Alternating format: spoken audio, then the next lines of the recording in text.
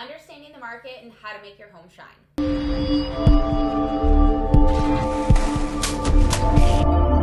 Hey guys, I'm Jesse Chidwick. And I'm Michelle Chidwick. And today we're going to dive into the industry talk, months of inventory, and what it means to you as a consumer, and how you can best position your property to take advantage of the market conditions so that you're selling quickly and for top dollar.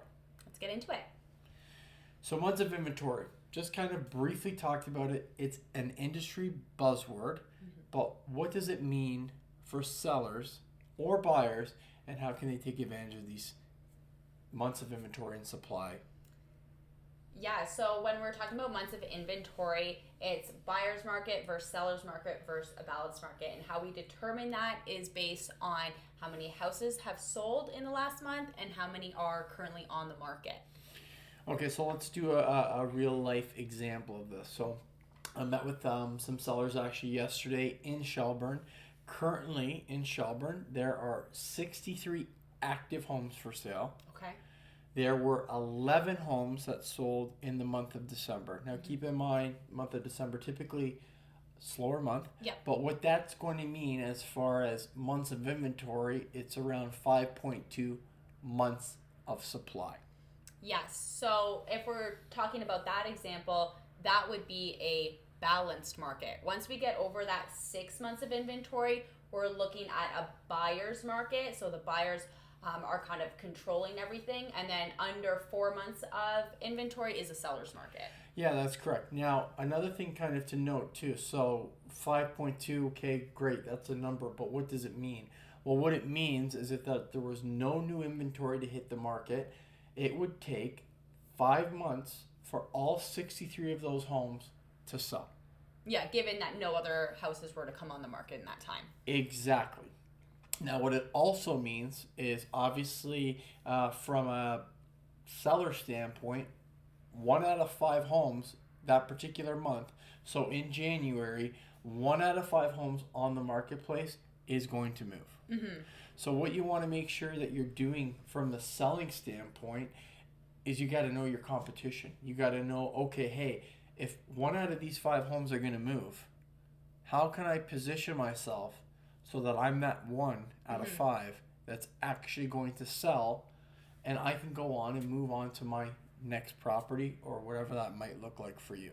Yeah, and specifically in a balanced market or even teetering on that buyer's market, it's way more important than ever to make your home really shine and really stand out. You really got to go that extra mile in those types of markets if you're a seller. Well, that's a very, very good point, because obviously if one's going to sell, there's going to be 4 that are remaining, right? And when it comes to real estate, specifically in the residential side, it's a beauty contest, right? So we have to make sure we're positioned well with our pricing, and that when we do go to the market, we are showing our best.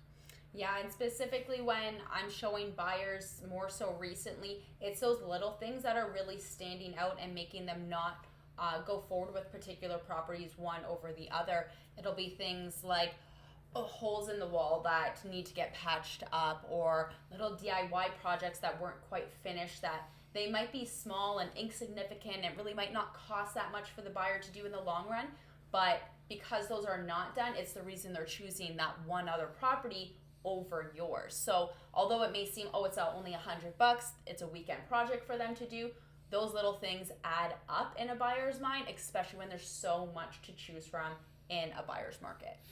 No, all great points, right? It's and just even adding on to what you said, like little things like cover plates on a light switch, very insignificant, not difficult to do.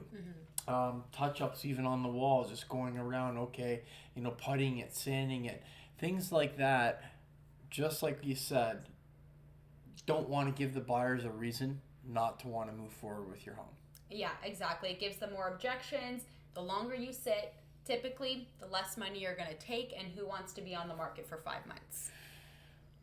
Well, not me, but it's definitely a conversation that, your realtor, depending on who you want to be working with, you got to make sure that you're asking these types of questions like, well, what's the months of inventory like in our particular market? How long are we going to be on the market?